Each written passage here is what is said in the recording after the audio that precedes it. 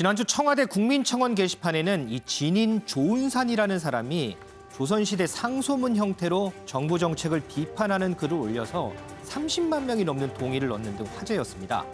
여기에 시인 림태주 씨가 상소문에 임금이 답하는 형식의 하교라는 글로 반박하기도 했습니다. 예를 하나 들어보겠습니다. 이 조은산은 다주택자는 적폐인이 집값 안정을 위해서 빼앗고 1주택자는 그냥 두기 아쉬우니 공시가를 올려 빼앗고 임대사업자는 토사구팽하여 법을 소급해 빼앗고 이렇게 정부의 부동산 정책을 비판을 했습니다.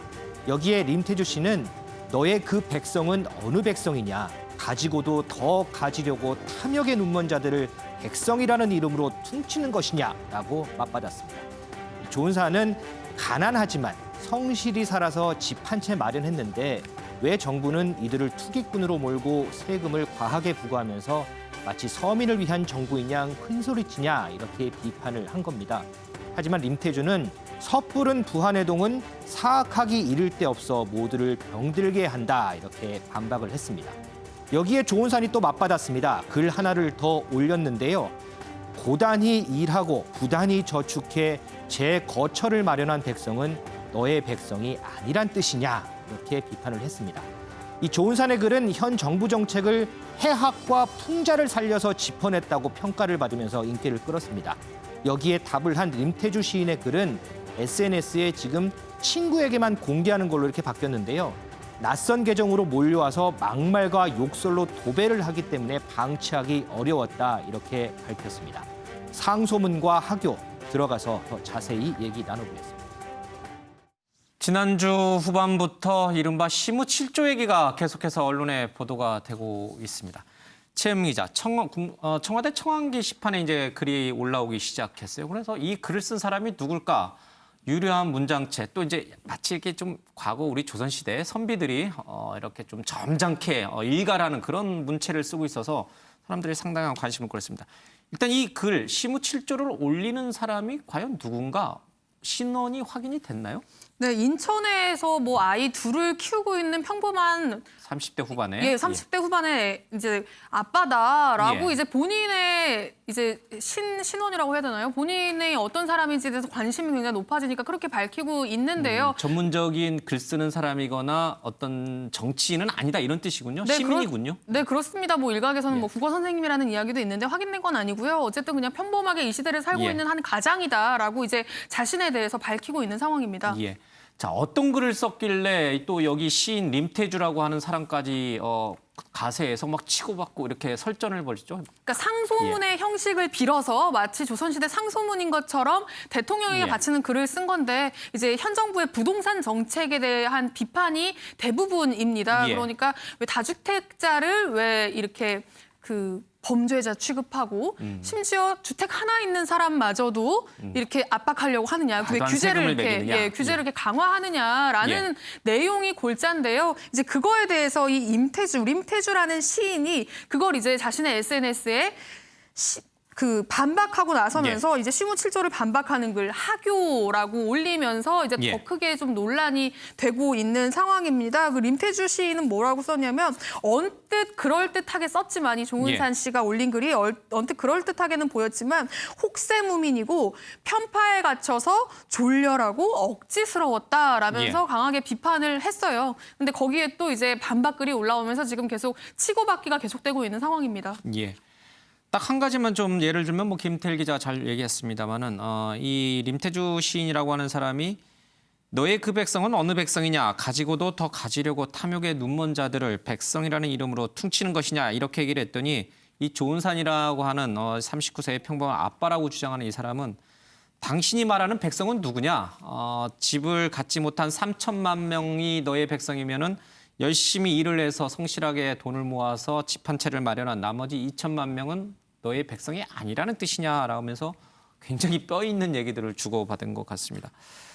김윤영걸 대표님, 이제 한 고사성어 또 하시잖아요. 이 두 분의 싸움을 보면서 이게 시인은 사실 전문적으로 글 쓰는 사람이고 39세 아빠라고 하는 이분은 뭐 정확하게 직업이 공개되지는 않았습니다. 그냥 평범한 시민이라고 우리가 친다면은 압도적으로 이 시인이라고 하는 림태주 시인의 승으로 가야 되는데 이 임태주 시인이 페이스북에 있는 글을 이제 자기 지인들만 보는 걸로 전환했어요. 그러니까 의문의 패라고 해야 될지 모르겠습니다만 이 평범한 이 39세 아빠의 글이 더 국민적 공감을 얻었다 이렇게 봐야 되는 건가요? 조은산 씨가 청와대 청원글 올렸는데 30만 이상이 동의했거든요. 동의했어요. 예. 그러니까 글 내용이 엄청나요.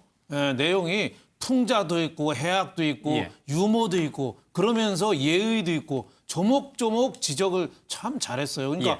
저도 뭐 신문기자 30여 년 했습니다만 기자들이 좀 부끄러울 정도로 예. 글을 잘 써서 도대체 30대가 쓴 글일까? 예. 예? 이 전문적으로 한자적인 교양도 있는 거 보면 예. 30대가 쓴 걸 같지 않고 또 풍자나 유머도 보면은 북한 김정은을 북국의 돈왕이라고 또 표현했어요. 예. 북쪽 나라의 돼지 돼지왕. 돈자 돼지왕이라고 굉장히 재밌게 썼는데 임태주 시인도 뭐 조국 지지자였고 거기에 대해서 반박한 글을 썼는데 아무래도 조은산 씨가 시무 7조의 예. 상소문 형식으로 다양하고 폭넓게 쓴 거에 비해서는 좀 임태주 시인은 좀 하교 형식으로 예. 이 임금이 상소문을 받아본 하교 형식으로 했는데 예. 조금 내용이 조금 약하지 않느냐. 그럼에도 불구하고 저는 이런 식으로 품격 있고 교양 있게 서로 치고받는 거는 저는 굉장히 높이 평가합니다. 정치인들의 정쟁하고는 좀 다르죠. 정치인들 정쟁하는 거 보면 뭐 소설 쓰시네 하고 막말하고 그냥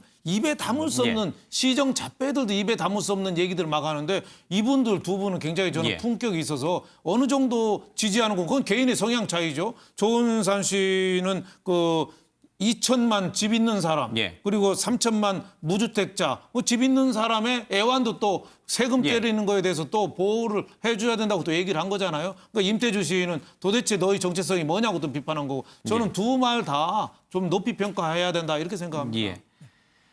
현 정부의 정책이 사회적 약자, 집 없는 사람들을 위해서 하고 있는 것이니 그것을 너무 탓해서는 안 된다 이렇게 이제 임태주 씨는 얘기하고 있습니다만은 이 조은산이라고 하는 사람은 자신이 어떻게 살아왔는지 과거도 다 얘기했잖아요. 가난한 어린 시절을 보냈고 성실하게 저축을 해서 돈을 모았는데 강인한 목동에게는 강인한 양에게는 목동이 필요 없다 이러면서 정부의 그런 어줍지 않은 복지 정책은 필요 없다. 그냥 내버려만 달라. 이런 맥락으로 글을 썼어요. 그렇습니다. 근데 예. 저는 아까 우리 윤영걸 대표께서 이렇게 말씀하셨지만 30년 기자 생활을 하면서 정말 반성이 된다고 하는데 예. 저도 이 두 분이 쓴 글을 정말 빠져서 저도 읽었거든요. 예. 그만큼 정말 문장력이 화려하고 여러 가지 뜻을 함축하고 있어서 감히 제가 이렇게 이렇게 해석하기에는 아직은 좀 약한 것 같습니다. 어쨌거나 지금의 정부의 정책, 부동산 정책을 비롯한 많은 정책들이 사회적 약자, 서민들을 위한 것이다라고 대의명분을 내세우고 있습니다만은 거기에 공감하지 못하는 정작 서민들과 이런 사회적 약자층이 있는 것 같아요. 예, 뭐 그런 분들은 굉장히 많으시고 어쨌든 부동산 문제에 대해서 만족하는 국민은 없는 것이니까 현재 상황이 예. 매우 안 좋은 것도 사실인데 정부 정책의 결과물이 아직 나오지 않았거든요. 예. 그러니까 이제 최소한 몇 개월 정도는 기다려봐야 최근에 7.10 대책이라든가 임대차법 대책의 결과가 좀 가시적으로 어느 정도 확인할 수 있을 예. 텐데 너무 성급하게 지금 안 좋을 거라고 예. 예단하고 여론이 안 좋은 쪽으로 좀 이렇게 몰려가는 것은 아닌지 저는 예. 제 생각에는 그래도 올 말이나 내년 초까지 좀 차분하게 예. 지켜볼 필요는 있어 보입니다. 모든 사람을 다 만족시키는 정책이란 있을 수가 없습니다. 조금씩은 다 불만이 있을 수 있는데 정부의 정책이 없는 사람들을 위해서 펴고 있다는 그 정책이 거꾸로 없는 사람을 더 힘들게 하고 있는 것은 아닌지 참 잘 성찰해 볼 필요도 분명히 있는 것 같습니다. 흑서 얘기를 좀 잠깐 하겠습니다. 최은미 기자, 조국 흑서와 관련된 그 저자들이 여기저기 인터뷰를 하고 있는데 그만큼 책이 잘 팔린다고 있다는 뜻이죠? 네, 뭐 책에 예. 대한 관심이 높습니다. 그리고 비슷한 시기에 조국 백서와 조국 흑서가 함께 나오면서 예. 이제 비교가 되는 어떤 그런 측면들도 좀 있는데요. 오늘 한 라디오 방송에 이 조국 백서의 대표 집필진 그리고 조국 흑서를 대표하는 집필진 예. 해서 서민 교수와 김민웅 경희대 교수가 어떻게 토론 비슷하게 진행을 했는데요. 이게 예. 순차적으로 인터뷰를 하면서 논란이 됐던 거 두 가지만 좀 짚어보면요. 첫 번째로 문재인 대통령 팬덤 정치 논란이었습니다. 서민 교수, 흑서 저자로 참여했던 서민 교수는 정권이 팬덤에 먹혔다라고 예. 표현을 하면서 팬과 팬덤은 다른데 팬덤은 문 대통령과 자신을 동일시하는 거다라면서 예. 제가 아는 어떤 팬은 보니까 자기 어머니 아버지한테 뭐라고 하는 건 괜찮은데 문 대통령 욕하면 밥상을 엎어버리고 나가는 정도의 행동을 보인다라면서 이렇게 민주주의에서 여론이 중요한데 문 대통령이 뭘 하든지 팬들이 지지해준다고 하면 내가 대충 해도 되겠다 이런 착각을 대통령이 할 수 있다. 이런 것 때문에 지금 문제가 되고 있다라는 지적을 했고요. 김민웅 교수 같은 경우는 이게 지금 누군가와 함께 변화를 모색하는 과정이지 그걸 왜 팬덤이라는 말로 비하하느냐라면서 뭐 내가 간디를 따른다, 링컨을 따른다, 김대중을 따른다 이런 것은 단순한 팬덤이 아니라 그걸 넘어서서 가치와 역사에 헌신하는 치열한 노력이다라고 이제 상반된 의견을 내기도 했습니다. 그리고 이제 이 조국 백서에 3억 원의 후원금이 모금됐던 이 부분도 좀 논란이 됐는데요. 서민 교수는 우리가 흑서 만드는데 4천만 원밖에 안 들었는데 3억이나 뭐에 쓰냐라고 이제 공격을 했고 이제 김민웅 교수 같은 경우는 우리가 당시에 출판사 구하는 게 쉽지가 않아서 사전 구매 형식으로 미리 이제 책을 살 사람들 모아라 하다 보니까 이제 그런 식으로 후원금이 많이 모인 거지 다른 이유는 없다라고 또 해명을 했습니다. 조은산 씨와 림태주 시인의 그런 설전, 또 조국 백서 흑서를 놓고선 전문 지식인 집단 간의 그런 설전들, 뭐 나쁘진 않은 것 같습니다. 그러나 이것들이 좀 강한 대립과 갈등을 양산하는 방향으로만 좀 안 갔으면 하는 바람입니다. 두 사람 전문가들의 얘기 잠깐 듣겠습니다. 이제 윤 총장이 정권을 겨냥해서 뭐 이렇게 그 비리 수사를 하니까 그때부터 이제 윤 총장을 괴롭히기 시작하고 이제 검찰 개혁을 막 더 입에 올리더라고요. 이런 분들이 이 촛불 시민을 대변하고 뭐 정의와 공정을 부르시는 거에 좀 실망했거든요. 그리고 거기다 이제 문팬이라고 하는 분들이 또 이들을 또 옹호하고 막 인터넷을 장악했지 않습니까? 네. 그래서 이제 저 같은 경우는 하도 촛불 그래가지고 이제 촛불이 지켜져서 이제 정전이 돼도 촛불 켜지 말자 이런 생각까지 했습니다. 뭐 크라우드 펀딩 같은 걸 할 수가 있어요. 근데 그것도 많이 해야 이제 1,000만 원 정도고, 그러니까 3억 원을 걷는 책이 세상에 어디 있습니까? 그리고 그 조국 백서에서 2억은 책 만드는 데 쓰고 나머지 1억은 혹시 들어올지 모른다는 이제 소송 비용으로 쓰겠다 이렇게 말했는데요. 이거 정말 말이 안 되죠. 책을 쓰는 필자나 또는 그 결과물이 법적 대상이 될 가능성이 높을 수 있다. 추진이 결정 당시에 법률 자문을 받은 결과라고 할 수가 있습니다. 그래서 혹여나 1억 정도가 추가된 것이고 또 그럴 필요가 없게 된다면 기부한다 이렇게 밝혔고요. 선분해로 혹여 있을 수 있는 부담을 줄이려 한 것이 사전 구매 방식이에요. 이 책의 정가가 25,000원인데 이제 할인을 좀 받았죠. 그래서 9,000권 이상을 배송비까지 포함해서 이미 보냈습니다. 그러니까 대략 계산해도 이것만으로 이제 1억 몇천만 원이 드는 거죠. 나머지 인쇄는 모두 기부하기로 결정한 바 있다는 걸 다시 밝혀드립니다. 또 조국 장관에 대해서는 박멸해야 될 말라리아, 문재인 대통령 기생충에 일종의 편충이 이렇게 모욕을 했단 말이죠. 그러니까 이런 것들은 견해일 수 있다 치더라도 사기 운운은 명백한 사실 왜곡이죠. 이런 태도와 시각으로 현실을 바라보는 사람들에게 신뢰를 가질 수가 있을까?